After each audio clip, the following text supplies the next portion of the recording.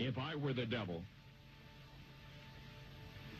if I were the prince of darkness, I'd want to engulf the whole world in darkness, and I'd have a third of its real estate and 4/5 of its population, but I wouldn't be happy until I had seized the ripest apple on the tree, thee. So I'd set about, however necessary, to take over the United States. I'd subvert the churches first. I'd begin with a campaign of whispers.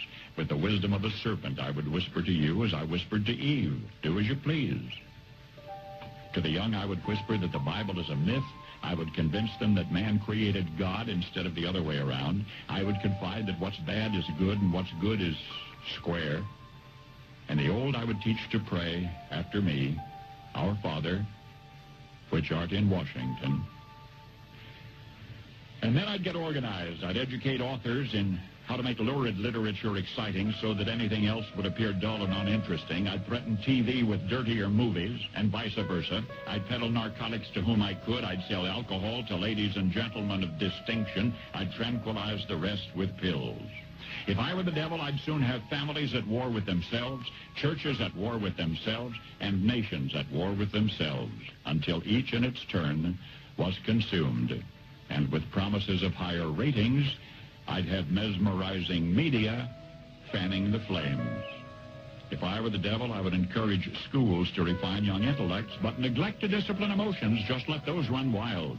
Until before you knew it, you'd have to have drug-sniffing dogs and metal detectors at every schoolhouse door. Within a decade, I'd have prisons overflowing. I'd have judges promoting pornography.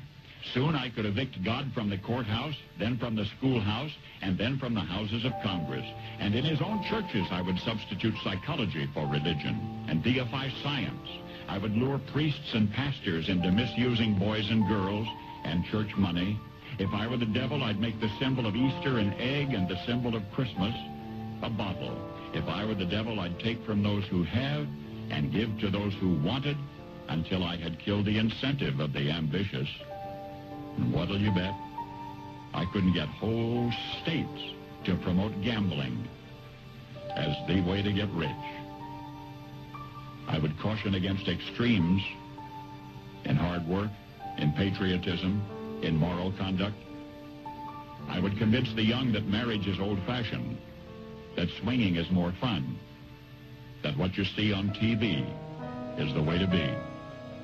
And thus I could undress you in public, and I could lure you into bed with diseases for which there is no cure.